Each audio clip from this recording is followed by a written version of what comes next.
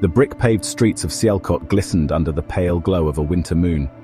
The night air was sharp and cold, carrying with it a biting wind that howled through the narrow alleyways. The city, one of the oldest in the region, was a patchwork of ancient ruins and bustling bazaars. Yet tonight, its streets were eerily empty. Doors were bolted shut, windows covered with heavy drapes. The city's usual liveliness had been replaced by an ominous silence. The people of Sialkot were terrified. For decades, tales had persisted of the Headless Horseman, a spectral figure riding a black steed, his decapitated form veiled in shadow. He was said to appear on nights of the full moon, galloping through the streets, his presence marked by the clattering of hooves and a bone-chilling wail. Those who dared venture out often fell fatally ill shortly after. In recent weeks, the sightings had grown more frequent. 2 people from the same family had inexplicably died suddenly and horribly over the last 2 full moons. Fear had gripped the city, and whispers of the horseman's growing vengeance spread through the bazaars, reaching Sikandar Shah as he passed through the city. The stories, however, carried a thread of truth, an injustice buried in the sands of time. Sikandar, with his talwar and unwavering resolve, set out to uncover the mystery and bring justice, not only to the horseman, but to the people he haunted.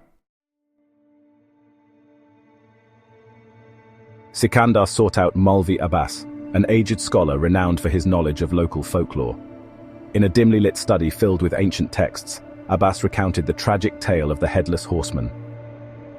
2 centuries ago, Captain Tariq Khan was a brave and loyal soldier under Maharaja Ranjit Singh. He was tasked with defending Sialkot from invaders. His loyalty, courage and honor earned him respect among his comrades, but it also earned him enemies.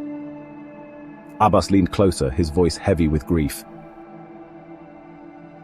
Captain Farouk, a fellow officer, desired his position and plotted against him. During a key battle, Farouk devised a scheme. He sabotaged the defenses, ensuring that Tariq and his men were ambushed by traitorous forces. Tariq fought bravely, but was surrounded, betrayed and eventually beheaded. Farouk returned to the city with a far darker tale. He claimed that Tariq had been in league with the enemy, that he had personally executed Tariq for his treachery. The people hailed Farouk as a hero, and he was promoted to Tariq's position. Tariq was buried in disgrace in an unmarked grave, his name erased from the annals of history. As Farouk's family became more powerful over the years, they successfully managed to suppress the truth. Tariq's spirit could not rest. It rose, seeking vengeance for the betrayal and longing for justice.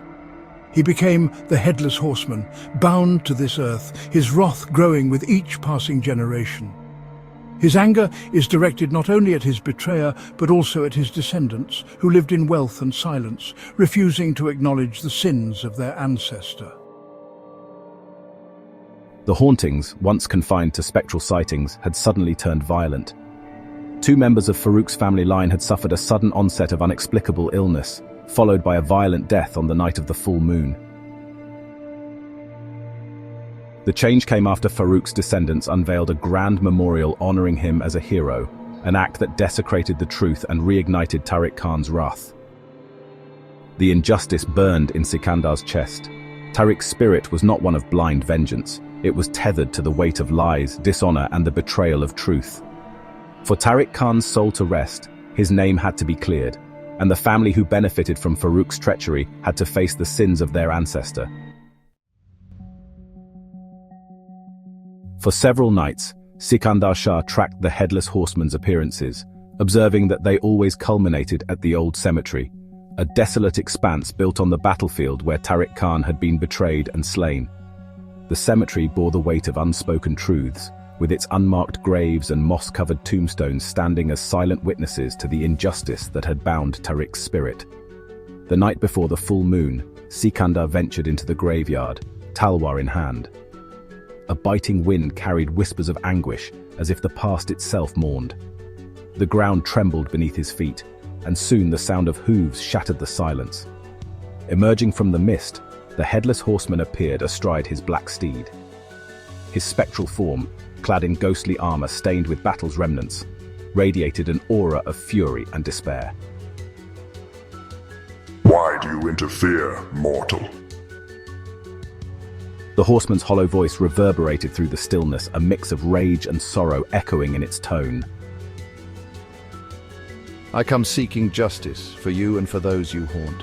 Sikandar replied, his voice steady, carrying both resolve and respect. Justice, my justice lies in vengeance. With that, the horseman charged. Sikandar deflected the strikes with his glowing talwar, each clash reverberating through the cemetery like thunder. The sacred verses his grandfather had taught him shielded him, their divine power illuminating the darkness with each recitation. The battle was relentless, the horseman's rage unyielding as the supernatural energy of his attacks crackled through the air. As dawn approached, the spectre faltered, retreating into the shadows. Bound by the curse of the full moon, Tariq's spirit dissipated with the first rays of sunlight. Sikandar, battered but determined, knew he had only until the next night to resolve the haunting before another innocent would fall victim to the horseman's wrath. Determined to free Tariq's spirit, Sikandar sought out Molvi Abbas, whose archives housed remnants of Sialkot's buried history. Among the crumbling parchments, he found what he sought, a damning document revealing Captain Farouk's treachery. It laid bare how Farouk had framed Tariq Khan as a traitor, ensuring his disgrace and execution. In truth, Tariq had been ambushed and killed while fighting loyally against the real enemy, abandoned by Farouk's betrayal. The document also named Farouk's descendants, wealthy landowners in Sialkot whose fortunes and status were built on their ancestors' lies. Sikandar confronted the family with the evidence. Shocked and fearful, they initially denied the allegations, clinging to the false narrative that had preserved their legacy. Their power, their wealth, even their lands had been rewards for Farouk's fabricated heroism. But Sikandar's resolve and the weight of the document left no room for doubt. If you do not admit the truth and atone for your ancestors' crimes, the Headless Horseman will continue his vengeance, claiming a member of your bloodline every full moon until none of you remain. Trembling with fear, the family capitulated. They signed a confession, promising to restore Tariq's name, erect a memorial in his honor, and dedicate a portion of their wealth to atonement. As the full moon rose, Sikandar returned to the cemetery. He placed the signed confession at Tariq's unmarked grave, the parchment glowing faintly in the moonlight.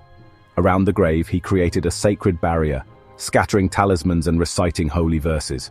The ground quaked as the Headless Horseman emerged, spectral blade in hand, his steed rearing in fury. The air grew colder, the mist swirling with an almost sentient anger. Why do you disturb my torment again, mortal? The horseman's hollow voice thundered, his rage mingled with anguish. Captain Tariq Khan, your wrath is righteous, but vengeance alone will not free you. Those who betrayed you must answer for their sins. I have uncovered the truth of Farouk's treachery, and his descendants will not escape their guilt. The horseman paused, his form flickering as the words resonated. Their silence has chained me to this world. Bring them here, then. Show me they are sorry, and show them the truth they refuse to see.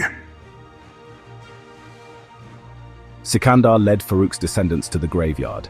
As they approached the unmarked grave, the ground trembled violently, and the spectral steed reared with a wail that seemed to pierce their very souls. The horseman dismounted, towering over the cowering family. You carry the blood of the one who condemned me to this torment. For generations, you have lived in comfort, ignoring the shame that binds me. Will you finally face the truth? Weeping, the family confessed their ancestors' betrayal, their guilt pouring forth like a long-buried secret. They vowed to clear Tariq's name, to erect a memorial in his honor, and to devote their wealth to the betterment of the city. The horseman turned to Sikandar, his hollow voice heavy with centuries of grief. Their words are empty unless their actions prove true. Mortal, I entrust you to see this through. Only then will my soul find peace. You have my word, Sikandar replied. As dawn broke, the Headless Horseman stood at the cemetery gates, his spectral form dissolving as the mist lifted. For the first time in centuries, I feel the weight of my anger fade. May your justice bring peace to this land. With those final words, Tariq Khan's spirit vanished, his spectral steed galloping into the horizon. Farouk's descendants kept their promise. A grand memorial was erected in Tariq Khan's honor, his name restored to the city's history. The family devoted a portion of their wealth to the poor, seeking redemption for their ancestors' betrayal. The hauntings ceased, and Sialkot found peace. The legend of the Headless Horseman transformed into a tale of justice, redemption, and the power of truth. As Sikandar left the city, the burden of another resolved tale lifted from his shoulders. Yet he knew other restless spirits awaited their reckoning, their whispers calling him forward.